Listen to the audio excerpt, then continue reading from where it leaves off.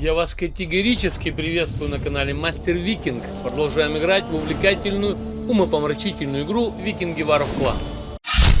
И прежде чем начать, я хотел бы вас попросить подписаться на канал, прожать колокольчик и нажать лайк, чтобы не пропустить ни одно событие в нашей замечательной игре.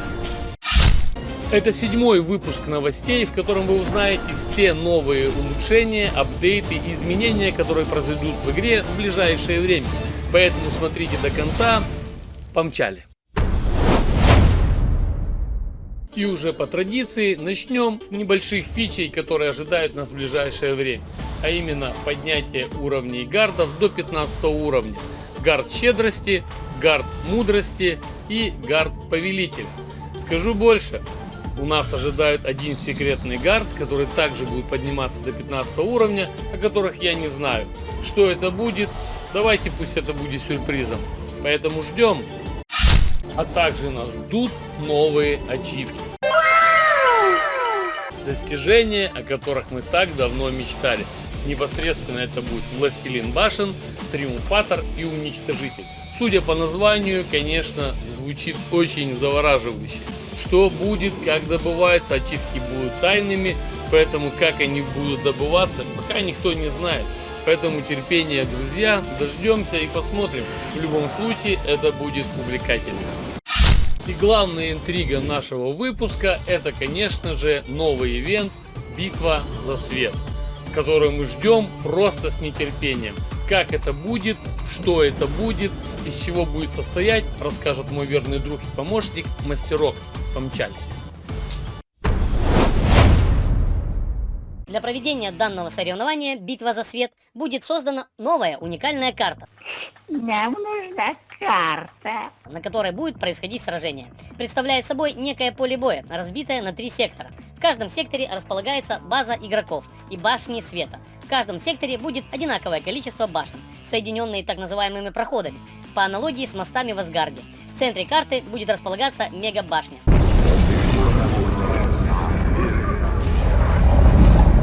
Особенности карты Альфсхейма в том, что в отличие от стандартных игровых и соревновательных королевств, город игрока сюда не переносится. Механика будет аналогична с переходом в Хельхейм. По сути, карта боя — это новая интерактивная компактная карта, на которой отображаются базы игроков, башни света с индикаторами, походы и визуализация сражений.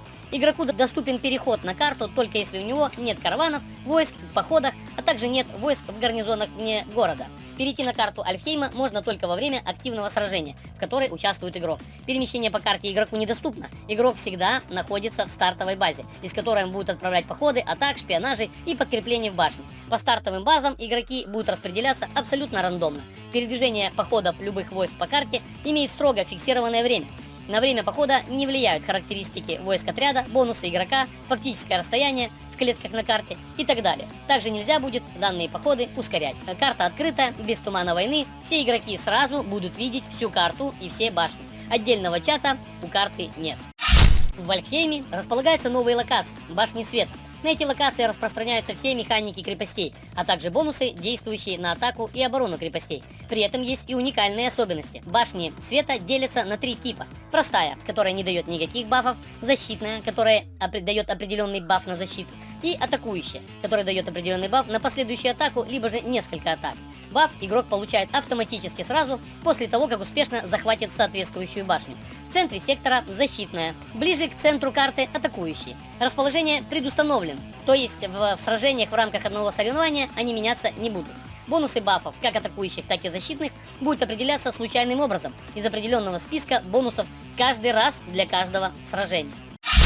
Захват и удержание башен. Для захвата и удержания башен вам необходимо атаковать их. Изначально все башни нейтральные, то есть они не содержат войск NPC.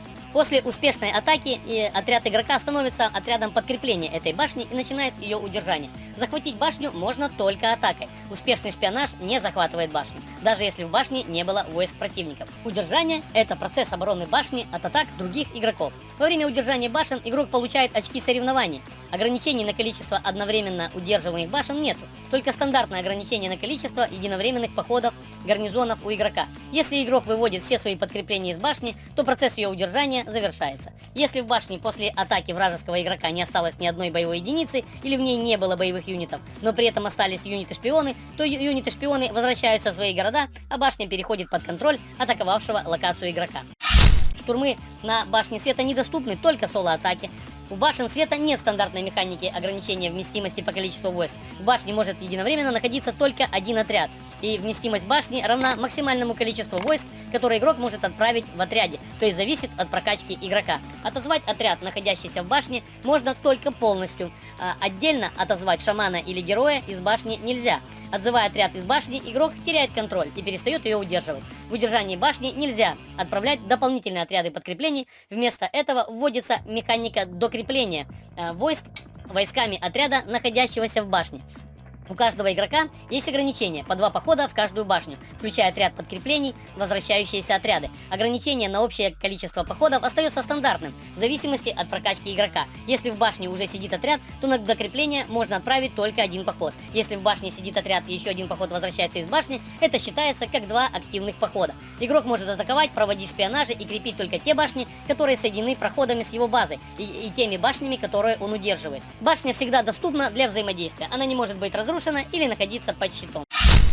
Чтобы игроку для полноценной обороны и восполнения войск башни не приходилось возвращать отряд с героем и шаманом, находящийся в башне света, в игру вводится механика докрепления отряда. Войска, отправленные как докрепление, не садятся в башню отдельным отрядом, а пополняют отряд, который находится в башне, и удерживают ее после успешной атаки. Докрепление башен работает со следующими особенностями. Если у игрока в башне находится отряд с максимальными бонусами увеличения численности на 100к войск, докреплять он может только до этого значения. При этом игрок может отправить докреп с количеством войск, которое превышает свободное место в отряде, находящемся в башне. В этом случае докреп восполнит численность войск до 100к, а оставшиеся вернутся на базу. Если у игрока в башне находится отряд без героя или шамана численностью 100к, он отправляет докреп с героем или шаманом, который увеличивает численность отряда. То есть поход становится, например, 150. Тогда максимальной численностью в башне становится 150к. При этом герой или шаман присоединяются к отряду в башне, а не поместившиеся войска возвращаются на базу.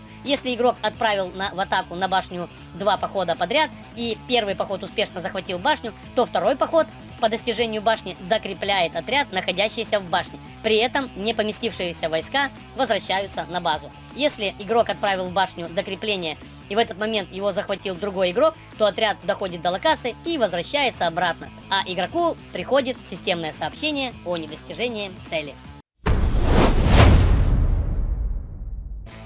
Что я могу добавить? Все сражения в данном замечательном ивенте происходят, как говорится, в пещере великанов, если верить описанию, которое дают нам разработчики. Данная пещера великанов разбита на 3 сектора. В каждом секторе располагается база игроков и башни меда. Я не знаю, насколько эта версия сохранится, может быть, но это не точно. При регистрации на сражение город игрока не переносится в пещеру великанов, а, как я вам говорил ранее, открывается отдельная локация. Цель события рассчитана на противоборство 15 ярлов. Цель соревнования – захват и удержание башни меда. Максимальное количество времени, чтобы получить очки. Получая очки, вы открываете чекпоинты, в которых в награду получите ресурс, так называемый мед поэзии. Скорее всего, это будет примерно выглядеть вот так.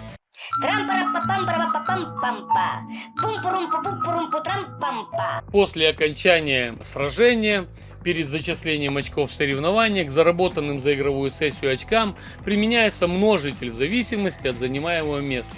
То есть расчет будет происходить вот по такой схеме, и вы будете получать за это кучу ништяков. Автомашину куплю с магнитофоном, пошью костюм с отливом и в Ялту.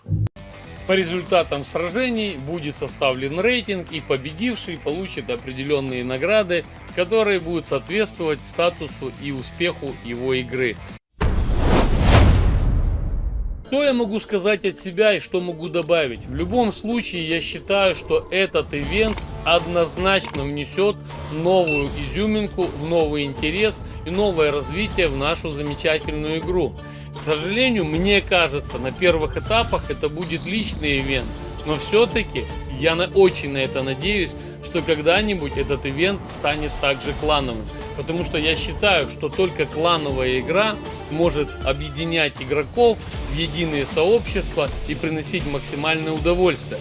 Но, по крайней мере, пока мы будем играть так, как это играется. Играйте Делайте вывод, смотрите, как, насколько вам данный ивент зайдет. Пишите в комментариях, как вы считаете, какой это ивент должен быть, какие нюансы этого ивента должны обязательно присутствовать.